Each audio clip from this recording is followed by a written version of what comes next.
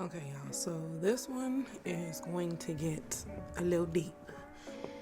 So I keep bringing it up. I keep telling y'all that, recently I called off my engagement. The video, for some reason, is still uploading, but when it comes up, then, whatever. So today I wanted to talk about getting back to yourself after a breakup, suggestions, what I've personally been doing, because this relationship with me, let me back up. This relationship for me has been the hardest one to walk away from. And I still have my moments where I'll sit and, like, let's say, us and the kids are having a good time, and I'll be like, damn, did I make the right decision? And I don't ruminate on the past or what has happened, but I do have to remind myself, like, no, there's a reason why, you said this is not going to work for me. And so I'm not going to get into what transpired or what caused me to get there, because that's in the other video, but I am going to talk to you about what I've been doing in order to take care of me during this time. Because I feel like a lot of the time when you've been with someone, your identity is attached to them in a way, right? Even if you have just been your own person, because I am who I am, right? But I've been with this person for almost 8 years. Nobody knows me. There's a lot of people that have met me within those 8 years that don't know me without this person. You know what I mean? My children don't know me without their father. My oldest son was 3 when we got together. He's about to be 12. So, it's a lot that comes with this. This is not like one of those, 6 months to a year relationships where it's just kind of like, okay, well, we didn't, that hurts too. But in this case, your entire life is intertwined, and it takes time to separate those things, So for me, what I dealt with was, because I was the one that chose to leave, but we do still live in the same house, I had to grieve someone that was still alive. And that experience was new for me in a relationship, because most of the time, if I walk away from a relationship and I'm done, I'm done. I will leave. You ain't gotta worry about it. I'm up out of here. But now, it's not just me and my one child. It's me and 4 children. Everyone's lives is affected. His life is affected. His family's lives, my family's lives, our friends, it's different. But whether you saw the breakup coming, whether it blindsided you, getting yourself back is not an easy task. It's not. And I am here to tell you, though, that it definitely is possible. And it's the start of a powerful transformation. Like, you guys, I have learned so much about myself. So much. It's like I wake up some mornings and I be like, ooh, like, girl, who are you? When did we become this? I'm at the part now. It's been about 2 months now, 2.5 months now.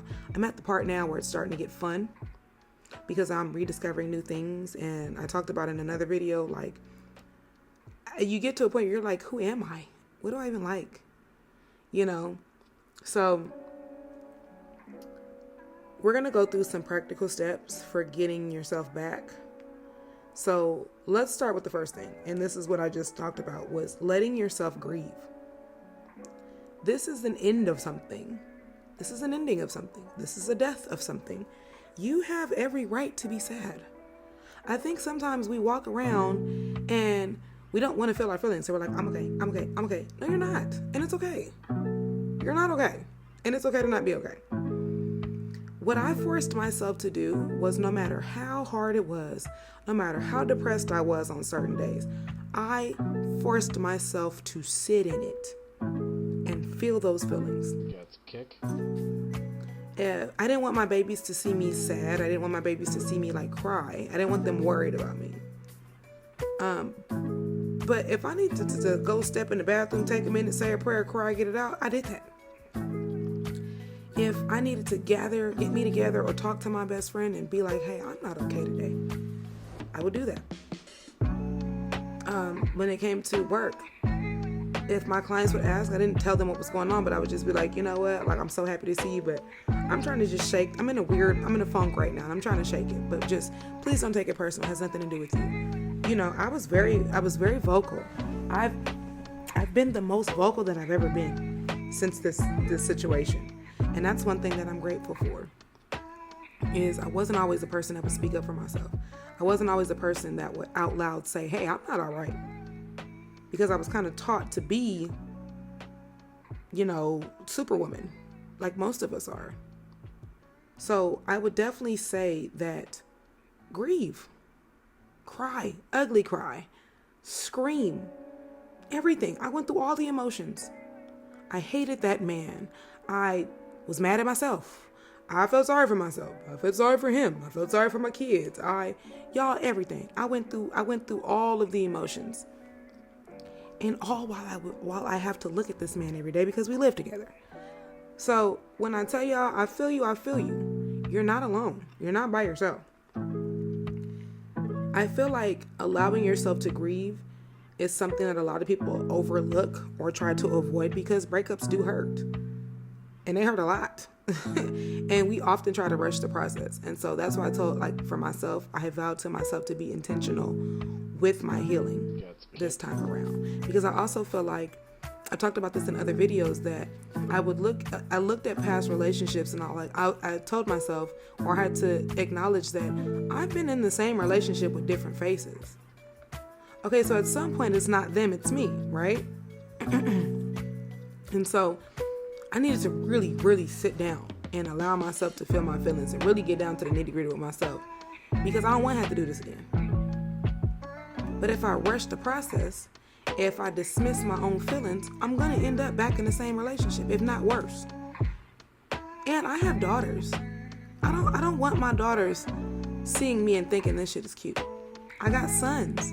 I don't want my sons seeing this and thinking that, oh, so my mom put up with it. Because how many of us have been in relationships with people that, oh, well, my mom put up with it, so they expect you to? No, because your mama shouldn't have been one of God's strongest soldiers in that situation, right? So grief is a part of the healing process. And it's not just about crying, but it's about acknowledging what you've lost or what you feel like you've lost and giving yourself permission to feel those emotions. One of the biggest things for me that I dealt with was the feeling of, I've invested all of this time. I know that I want to have a partner in the future, but I definitely want it to be healthy. But I'm not attached to that right now. I'm working on myself. One of the biggest things that I dealt with too was being attached to not only the outcome, but what this looks like. So I went through the emotions of like, what if my exes use this as a, oh no, it's her. Oh, she thought she was leaving me. She was doing something, but look, this didn't work out either. I dealt with the feeling of like, you know, all the people that don't like me that was probably rooting for this not to work. Now I feel like, oh, they've won. Like my African friends, they have that, Nigerians have this saying, like, my enemies have succeeded. That's kind of low-key how I was feeling, right? But then I had to tell myself, like, this is my life and who gives a shit? How do I feel? What's going on with me? And why would I sacrifice myself to prove something to other people? For what? No. And honestly, child, we don't know what the hell other people got going on behind the scenes. So while folks is laughing at you or making you feel away, child, they shit is probably 10 times worse. Let's keep it a buck. So take a moment and recognize that it is okay to not be okay, and that you do not have to be strong all the time. That's not your job. In fact, allow yourself to feel everything. Anger, sadness, confusion, and it will actually help you process the pain faster than pretending that it doesn't exist. And I can attest to that because, like I said, this is what I'm going through right now. So this one is a little more difficult for me because, like I said, we do still live together, but I'll get into how I've been setting boundaries and we've been navigating that. But if you're not in a situation like myself, the next step will be to cut contact. Just go no contact. I know this one sounds hard and it probably sounds a little harsh, but trust me, right now, space is crucial. You need to unfollow them on social media. mute or block their texts. I honestly, like for me, every other relationship that I've left, I've just completely blocked the individual. Like, it's a little different in this sense because, like we have kids together, but that's where that goes into setting boundaries. So, I am not going to talk to you about anything concerning a relationship because we're not in a relationship. And I know for him the first few weeks were hard, but now he understands that that's a boundary for me. I'm gonna act like I don't hear you, right? We can talk about the kids. We can talk about anything else under the sun. I literally just treat him like a friend now, but a relationship will never be. And it was really hard, you guys, for me to even tell him that and to hold tight to that boundary because y'all know what happens. Like, you'll break up with somebody and they're trying to like plead their case, and then you're like, damn, maybe I didn't make the right decision, or damn, maybe I was being a little harsh. And that's where, like I said, you don't have to like relive it in the sense of trying to hurt yourself, but just remind yourself like, no, because we've done this before. We've done this dance, and every time I say okay or I acquiesce, it gets worse. You got to be honest with yourself. You know what I mean? And so one of the things that I've done recently for myself is I have restricted him from my social media. So like, and right now, and I did this not just for him, but just for my mental, but I deactivated my personal Instagram. I don't have it right now.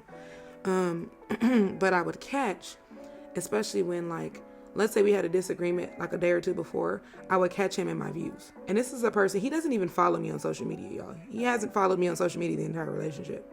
He doesn't follow me. He doesn't promote my business. He doesn't do any of that. So what are you on my social media for? And any pictures that I post of our children, I will send him. So I don't need you micromanaging me. I don't need to feel like if I do or say this, he's going to feel away. That's not my problem. Got the kick. We are here to co-parent. And we both did have a conversation where I told him, like, if at any point this is too much for you, you are more than welcome to do what you need to do to take care of you. So that's how you set the boundary if y'all are still living together. Now, if you feel like you're in danger, baby, get the fuck out of there. Don't even try. When it comes to social media, especially, like, I get it. It's tempting to check their profile every now and then or just text them and see how they're doing. For me, I have PTSD from previous relationships. So checking men's profiles is just not a thing that I do because even if it's nothing, it's going to look like something. And what the hell would you trick yourself for? That's a waste of your time and energy. But you're not going to be able to move on if you keep living in that space of uncertainty. Why can't I say that word? Uncertainty. There we go. Lord Jesus. My bad, y'all.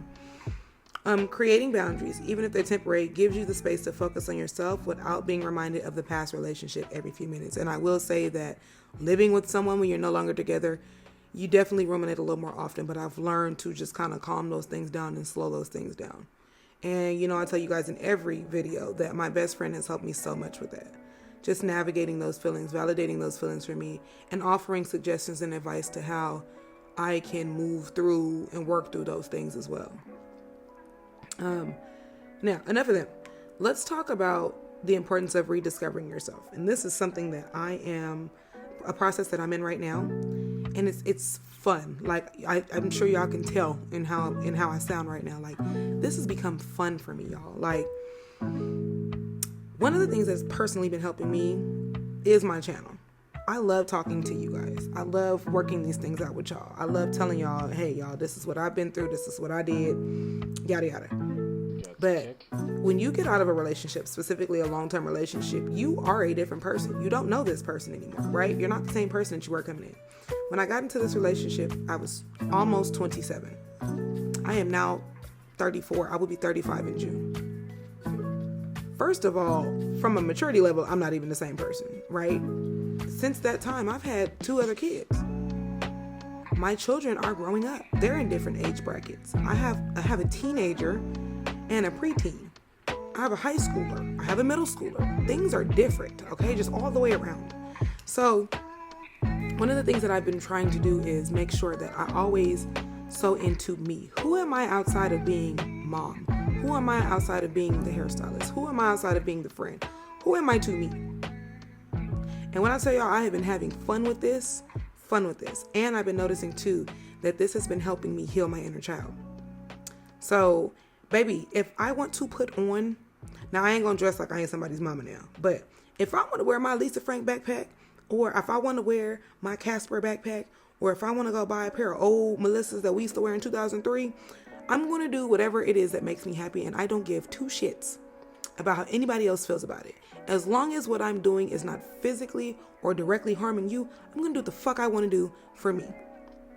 And let me tell you something. 27-year-old me would be gagging right now because that is not who she was. If I want to wear my hair a certain way, that's how I'm going to wear my hair. If I want to do my makeup every single day, that's what I'm going to do. If I am going to splurge on skin, whatever the fuck it is, whatever it is. Because half the time we don't even know we don't like. And part of that too, when you talk about like I said, I do still desire to have a partner in the future. But I also sit down and I go, When something comes up now, I go, I remember that. I remember what happened there. Okay, so my next partner will not deal with me in such a manner. My next partner will be softer with me. My next partner will seek to understand instead of criticizing. Things like that. Half the time, we don't even know we won't. You don't even realize sometimes you've been in survival mode the whole time. So there's that too. Breakups really do shake your sense of identity. Like I said, I would be sitting there like, who? I don't even know who I am. I don't even know who I am. But like I said, make a game out of it. Make it fun. If you've never been to a pottery class, child, go to a pottery class. If you've never done like the glass breaking, go do it. Just do stuff. Like date yourself. You don't even know what you don't like. And dating yourself is more fun because you ain't got to be time to be asking nobody what the hell their favorite color is, child. So this is your opportunity to reconnect with the things that make you happy. Like I said, whether that's picking up an old hobby, going on a solo adventure, or simply spending time with your friends. One thing that me and my friends do and have been doing, and that was something that never changed because I've never been one of those people that get in a relationship and then I forget I have friends, is y'all, we love a good brunch. We love to just sit around, eat, drink, have a good time, shoot the shit, and then go back to being mom, after so many hours. I used to feel guilty, especially when I had multiple children, about taking time out for myself. I kind of just felt selfish. I felt like, oh, this is time I could be spending with my kids. But I really had to condition myself to understand that a refreshed mom is a better mom. I'm no good to them if I'm angry all the time. I'm no good to them if I'm cranky all the time. I'm no good to them if I'm not my best self. So I can't, yes, as moms, regardless of how we're feeling, we're going to sow into them. But we're just so much better when we really, truly commit to sowing into ourselves. And like I said, start small. So maybe you guys want to take a cooking class, or you may want to learn how to serve. So I have a client that recently got divorced about 2 years ago. And she told me that she sold her luxury car, y'all, and went and bought a boat. And she was telling me that, those of us that grow up in more urban areas, we almost forget that there's a whole world out there. So she was like, girl, I bought a sailboat. She was like, I ain't never sailed in my life. She was like, but me and my babies, we get on the boat. Now she's part of yacht clubs. Now she's in different rooms, in different environments. And she's noticing how differently people treat her in a positive way. But this man would have never, staying with that man, she would have never learned or thought about that. So now is the perfect time to explore your passions and figure out what lights you up from the inside. And sometimes, even though we're not relationship focused right now, right? But sometimes it's in those spaces that you might actually meet your future husband or wife. This is now about reconnecting with who you were before the relationship and reminding yourself that you are whole, even without someone else in your life. Also, this is huge. I preach this to every single person that I come across. Please, please, please, you owe it to yourself. Forgive yourself. Give yourself compassion. It's so easy for us to beat ourselves up. I've done it. It's so easy for us to beat ourselves up. Maybe I should have did this. Maybe I shouldn't have did that. I should have never been with him in the first place. Maybe I should have listened to my first mind. You know what? I should have left him at the first sign of blah, blah, blah, blah, blah, blah, blah. Everything happens for a reason. Your journey is yours. Obviously, being with this person was a part of your journey, right? But we are our harshest critics. We have got to be more self-compassionate. We have got to be more forgiving. We have got to be more loving to our damn selves. We will blame ourselves. We will beat ourselves up for the way things ended. Relationships are complicated, okay? It takes two people to make them work or not work. So, instead of focusing on what went wrong, try to shift your mindset to a place of understanding and kindness towards yourself. You did your best with the tools and the knowledge that you had at the time. And that's the God's honest, right? It's okay to be flawed. No one's perfect. It's okay to make mistakes. It's also okay to forgive yourself, even if that means you have to do it every day until it sticks. And that is definitely an exercise muscle. And when I have my moments like that, I always say, I can't be mad at myself for what I didn't know at the time. But now that I know, I can move different, right? So, what about the future? Like I said, it's easy to get lost in the grief and pain of a breakup, but it's also important to remind yourself that there's an entire world waiting for you. And your future is not defined by this one chapter. We don't know how long we have on this planet. But if you had another 20 years, 30 years, 40 years, 50 years, do you really want this to be the thing that you're worried about? Even if you only have today and you don't wake up tomorrow, do you want this to be the only thing that you're worried about? No. Take this time to reimagine what your next steps look like. So, like we said, that might be leaning into new experiences, meeting new people, or even focusing on career goals that you've been putting off. This is not the end of your story, y'all. We have a whole life left still, right? And who knows? Sometimes the end of one chapter is just the beginning of something even better. So, to bring this all back around and wrap it up, healing after a breakup is not about putting on a brave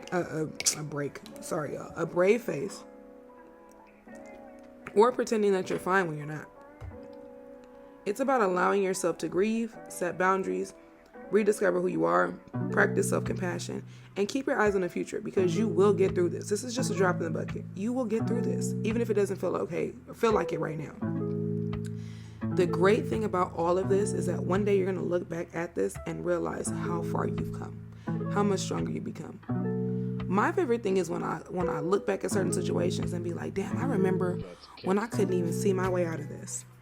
So if you're in the thick of it right now, remember that you're not alone. Everybody heals at their own pace, and that's okay. Just take it one day at a time and know that you're already doing the most important thing that you can do, and that is taking care of yourself. So that is all I have for you guys today. I'm sending you, everybody under the sound of my voice, I'm sending you all so much love. Like I said, I'm telling y'all that I'm going through it now, so you are not alone.